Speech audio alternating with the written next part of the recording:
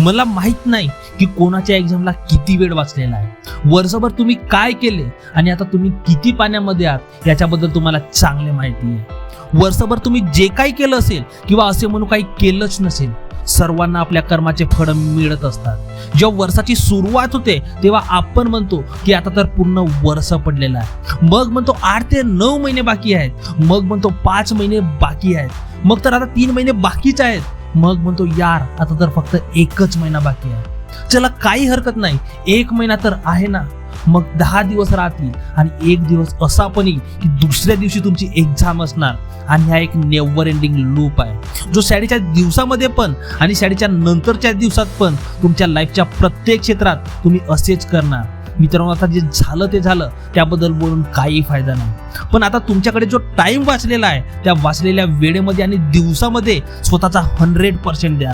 कारण मी आपल्या टाइममध्ये एक गोष्ट ऑब्झर्व केली होती, एक्झामला 10 दिवस जरी बाकी असतील तर त्या 10 दिवसामध्ये आणि एक्झामच्या प्रत्येक पेपरमध्ये काही ना काही दिवसाच्या सुट्ट्या असतात। तर आता पण कोणी मन लावून अभ्यास केला तर तो पण चांगल्याने परफॉर्म करू शकतो। फक्त शर्त एवढीच आहे की बाकी असलेल्या दिवसांमध्ये आपला 100% द्यावं लागेल। जर तुम्ही लकी असणार तर होऊ शकते तुमच्या एक्झामला जास्त टाइम असेल आणि काहींचे तर एक्झाम पण सुरू असणार। जर तुमच्याकडे वेळ आहे तर जो उरला वेळ आहे त्याला भगवान श्रीरामांसारखा यूज करा। याचा काय अर्थ आहे की श्रीरामांसारखा यूज करा। ज्या पद्धतीने श्रीरामांनी 14 वर्षाचा वनवास भोगला त्याच पद्धतीने तुम्हाला राहिलेल्या दिवसांमध्ये त्यांच्यासारखे जीवन जगणे आहे। त्यांनी राजपाट, ऐशोआरामाचे जीवन, शाही भोजन, कम्फर्ट झोन सर्व सोडून दिलं। तुम्ही पण सोडा, फक्त काही दिवसांची गोष्ट आहे। जास्त झोप, गप्पा गोष्टी, सोशल मीडिया, मजे करणे, जंक फूड या सर्व गोष्टींना नाही म्हणा। 1 तास दिवसभरात एक्स्ट्रा काढा, 1 तास कमी झोपा। जर 8 तास झोपत असणार तर 7 तास झोपा, 7 तास झोपत असणार तर 6 तास झोपा, 6 तास झोपायचे, 2 तास आंघोळ आणि जेवण वगैरे करण्यासाठी, उरले आहेत 16 तास। मी मान्य करतो 16 तास सतत कोणीच अभ्यास करू शकत नाही, आपण 3 तास रेस्टसाठी काढू। आता राहिले 13 तास, 13 तास पण सोडा, 3 तास तुम्ही अदर ऍक्टिव्हिटीज करू शकता।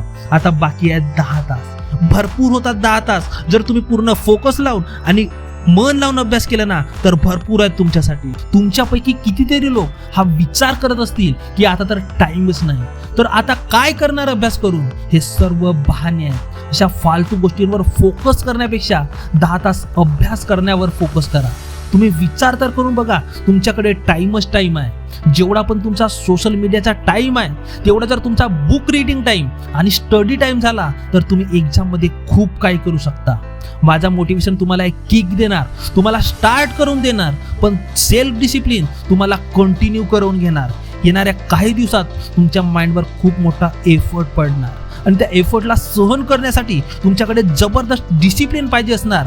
नेहमी बुक बंद करण्याचा मन होईल, नेहमी फोनला हात लावण्याचा मन होईल, मनाला वाटणार असं काही करावं ज्याने माइंडला मजा येणार। त्या मजेला इग्नोर करण्यासाठी आणि तुमच्या स्टडीला कंटिन्यू करण्यासाठी तुम्हाला जबरदस्त सेल्फ डिसिप्लिन पाहिजे असणार। जर तुम्ही त्या लेवलचा डिसिप्लिन मेंटेन केला तर विजय तुमचाच होईल। मित्रांनो, येणाऱ्या काही दिवसात या चॅनलवर लगातार स्टडी टिप्स आणि स्टडी मोटिवेशन व्हिडिओ येत राहणार जे तुम्हाला एक्झाम टाइम मध्ये खूप मदत करणार। तर ते मिस नको व्हायला यासाठी चॅनलला सबस्क्राईब करून बेल नोटिफिकेशन ऑन करा आणि हा व्हिडिओ आवडल्यास व्हिडिओला लाईक करा आणि आपल्या फ्रेंड सोबत शेअर करायला विसरू नका। धन्यवाद।